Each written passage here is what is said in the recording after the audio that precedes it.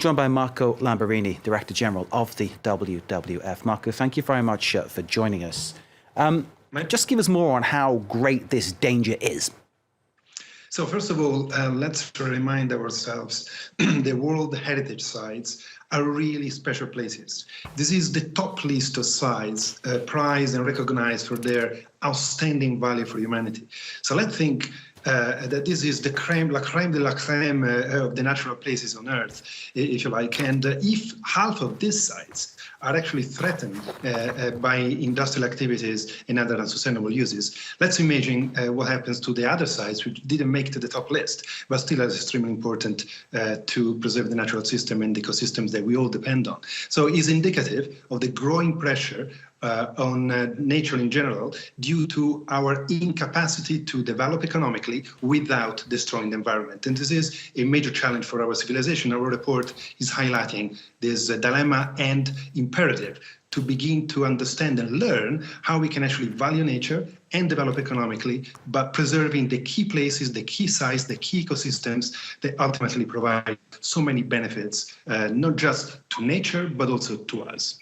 Marco, if no action is taken and if progress, if you like, is not halted or properly directed, how long have we got before we see natural things like the Great Barrier Reef disappearing? Well, it depends, of course, from site to site and type of ecosystems. Places in the sea are very vulnerable right now.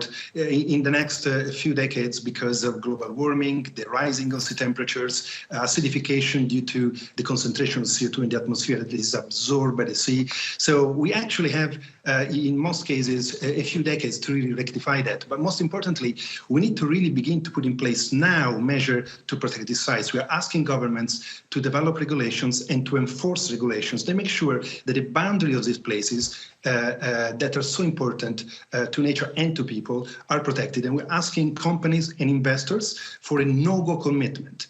We're not against development. We're against bad and damaging development. And development that ultimately will undermine other benefits so important to us. The report is highlighting how 11 million people are depending directly on these World Heritage Sites. They are producing jobs. Tourism is flourishing in these areas and the communities around it. They're important for water security and for combating climate change. So there are so many benefits we are still underestimating and sometimes ignoring completely. We have to begin to understand nature is providing huge benefit to us, and so there must be also an economic case around nature conservation, as well as, of course, cases for preserving nature for its intrinsic value.